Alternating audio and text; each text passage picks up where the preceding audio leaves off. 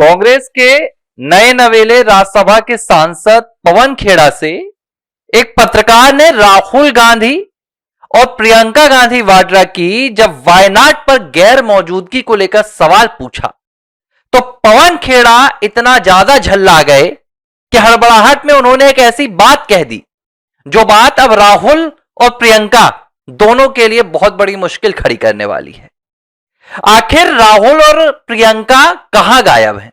यह सवाल हर कोई पूछ रहा है, लेकिन मजे की बात यह है कि अब कांग्रेसी भी यही सवाल पूछ रहे हैं, क्योंकि कांग्रेसियों को भी नहीं पता कि आखिर दोनों के दोनों गए कहां। एक तो विदेश में गायब है और दूसरी देश में गायब है।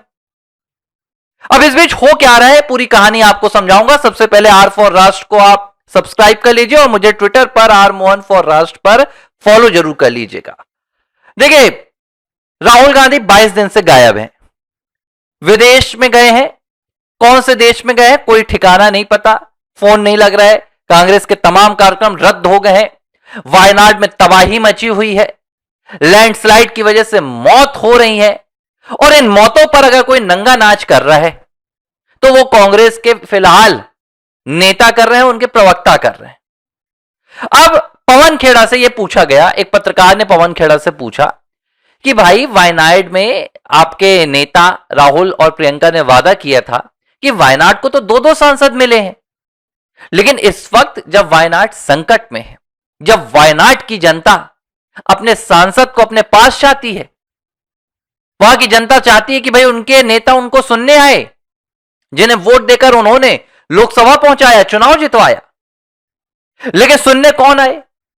राहुल 2024 तक सांसद थे, 2024 के बाद प्रियंका सांसद बन गई। जब पवन खेड़ा से यह पूछा गया तो पवन खेड़ा ने इतना बेवकूफी भरा जवाब दिया, लेकिन इस बेवकूफी भरे जवाब में पवन खेड़ा की वो गुलामी वाली मानसिकता का भी प्रदर्शन हो गया जो कांग्रेस नेताओं के और कार्यकर्ताओं के दिल में कूट कूट कर गांधी परिवार के प्रति भरी हुई है कि गांधी परिवार सरदार है, गांधी परिवार सुप्रीम है, और कांग्रेस पार्टी का हर नेता गांधी परिवार के सामने उनका गुलाम है।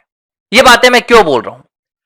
पवन खेड़ा कहते हैं कि भाई जहां लैंडस्लाइड हुई है वायनाड में, वहां पर परिस्थितियां ठीक है, सरकार कामकाज कर रही है, राहत पहुंचाई जा रही है। ऐसी स्थिति में वहां पर वीवीआईपी मूवमेंट क्यों करवाना? वीआईपी लोगों के जाने की जरूरत क्या है? वीआईपी भाई पवन खेड़ा, वीआईपी राहुल गांधी आपके लिए होंगे ना, मैडम प्रियंका आपके लिए भी वीआईपी होंगी, मैडम सोनिया आपके लिए महारानी होंगी, लेकिन इस देश की जनता के लिए, जिस क्षेत्र से वो जीत के आते हैं, उनके लिए तो वो जनप्रतिनिधि हैं, जनता के प्रतिनिधि हैं, जनता के प्रति उनकी जवाबदेही है। मतलब एक क्षेत्र की सांसद प्रियंका गांधी वाड्रा अपने ही क्षेत्र में नहीं जाएंगी क्योंकि वो वीवीआईपी हो गई हैं। ये कौन सा कल्चर आप बता रहे हैं भारत में? ये कौन से ब्रिटिश आप यहां पर सरकार चला रहे हैं? लेकिन ये पवन खेड़ा की मानसिकता है। पवन खेड़ा प्रियंका गांधी वाड्रा या राहुल को एक सांसद नहीं मानते। वो नहीं मानते हैं कि ये जनता के जनप्रतिनिधि हैं, इनका काम है जनता के लिए काम करना। ये मानते हैं कि राहुल शहजादे हैं, प्रियंका गांधी वाड्रा शहजादी हैं, और मैडम सोनिया इन पूरे नेताओं की महारानी है, और इनकी जी हुजूरी करना कांग्रेस पार्टी के नेताओं और नेताओं के साथ इन्हें लगता है कि देश की जनता का भी कर्तव्य है। यही काम ये पिछले 10 सालों में 2014 से 2004 के बीच में यूपीए के शासन के दौरान करवाते आ रहे थे, तो इन्हें लग रहा है आज भी वही होगा, इसलिए ये कह रहे हैं कि वीवीआईपी मूवमेंट की जरूरत नहीं है।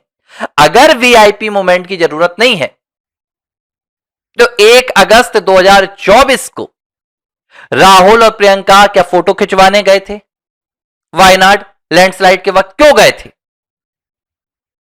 क्यों राहुल प्रियंका उत्तर प्रदेश में हाथरस पीड़िता के घर जाने के लिए लड़ाइयां लड़ रहे थे?